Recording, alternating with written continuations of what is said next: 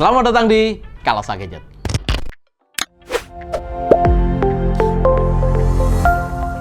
Bersama saya Riko, kali ini kita akan mereview sebuah produk dengan sejujur-jujurnya dan kita tidak di-endorse sama sekali oleh brand manapun. Di video kita kali ini, kita akan membahas mengenai laptop entry level dari HP, yang dimana di produk-produk low-end series harganya melambung tinggi, tapi di seri ini harganya masih cukup terjangkau. Tapi sebelum kita masuk ke pembahasannya, mengingatkan untuk teman-teman bahwa video kita akan selalu tampil di hari Rabu jam 6 sore dan hari Minggu jam 12 siang. Serta jangan lupa klik tombol subscribe dan nyalakan loncengnya agar kalian tidak ketinggalan informasi terbaru dari kita. Nah, apa laptopnya? Ini dia.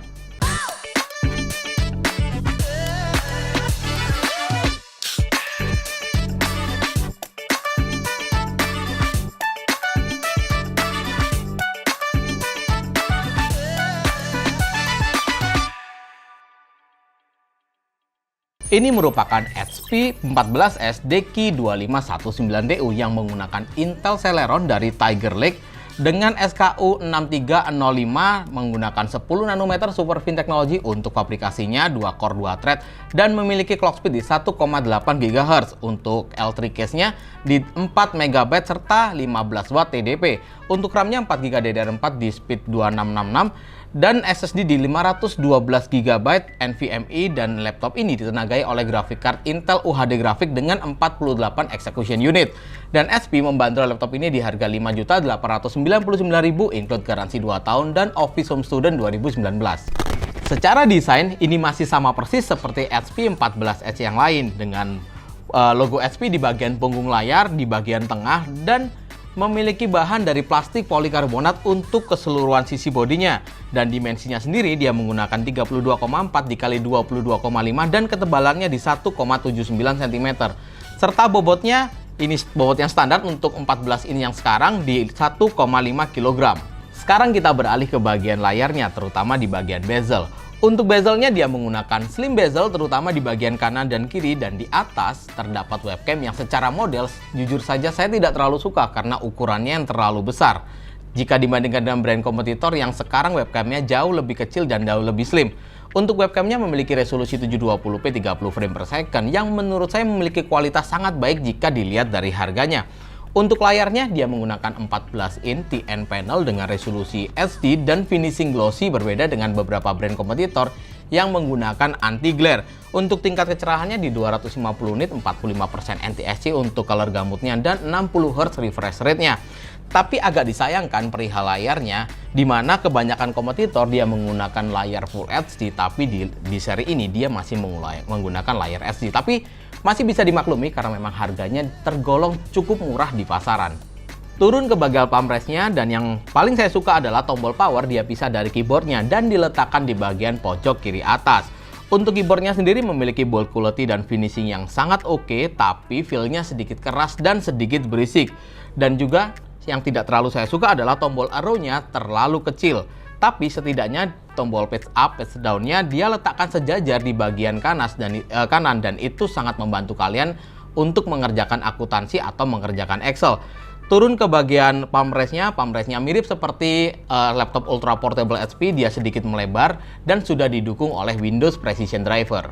Untuk portnya cukup lengkap, tapi memang portnya banyak diletakkan di bagian kanan, dan di kanan dia menyertakan DC-in, HDMI, 2 buah port USB Type-A 3.2 generasi yang pertama, USB Type-C 3.2 generasi yang pertama, dan combo jack audio. Di sebelah kiri hanya menyisakan SD card reader saja.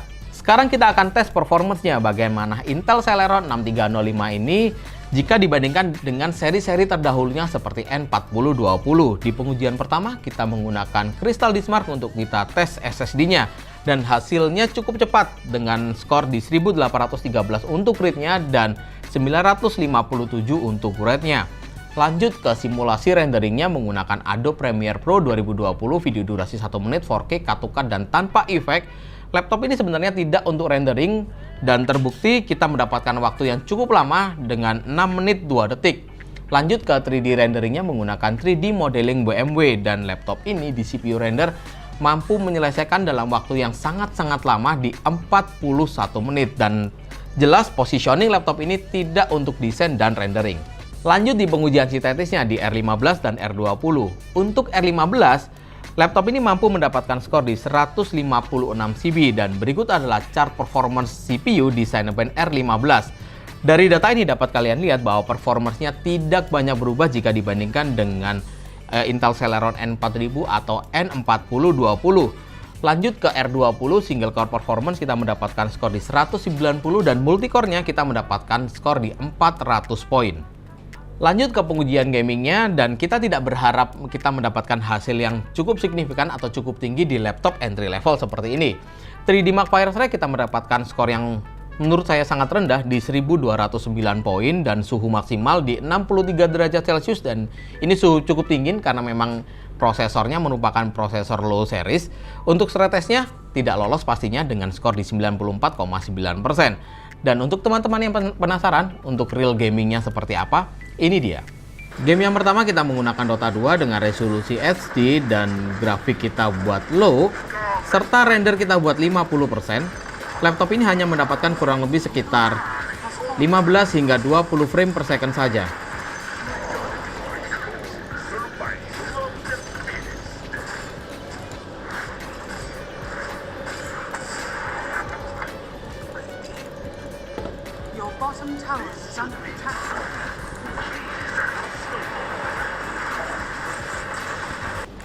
Game yang kedua kita menggunakan CSGO dengan setting resolusi HD dan grafik kita buat very low.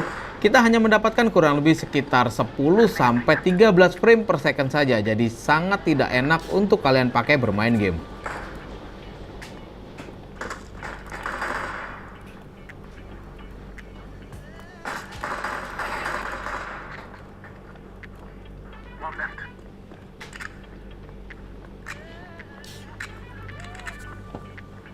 Genshin Impact dengan setting HD dan kita buat low tidak jalan sama sekali, dan ini stuck di sini saja, dan pastinya tidak akan enak kalian pakai untuk bermain.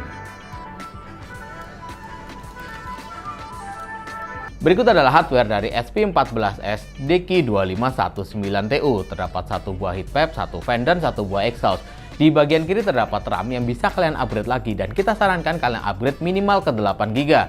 Di bawah terdapat SSD, tidak bisa di-upgrade. Jika kalian mau ganti yang lebih besar, bisa 1 tera atau 2 tera. Untuk kapasitas baterainya sendiri di 3440 mAh dengan 41 Wh. HP mengklaim laptop ini mampu bertahan di pengujian standar selama 11 jam. Tapi pada pengujian kita di PC Mark 10 Modern Office, laptop ini mencatatkan waktu kurang lebih sekitar 9 jam. Dan pengujian kita di real multitasking dan video playback juga, laptop ini juga bertahan kurang lebih sekitar 9 jam. Kesimpulannya adalah sebenarnya saya sedikit kecewa dengan perubahan performance dari Intel, di mana perubahan dari generasi lama dan generasi baru seperti ini tidak cukup signifikan. Dan kalau kita ngomong dari sisi hemat baterainya pun sebenarnya juga tidak cukup signifikan.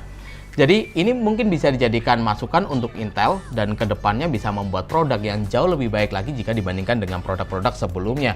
Dan kembali lagi, customer akan selalu diuntungkan. Kesimpulannya adalah dari review ini, desain kita berikan skor 7, fitur kita berikan skor 6 karena memang agak tanggung untuk perihal layarnya, dan performance jika kita lihat dari harga kita berikan skor 6. Thank you banget udah nonton video ini. Jangan lupa klik like, share, dan subscribe. Dan kalau kalian ada pertanyaan, kalian bisa tinggalkan di kolom komentar.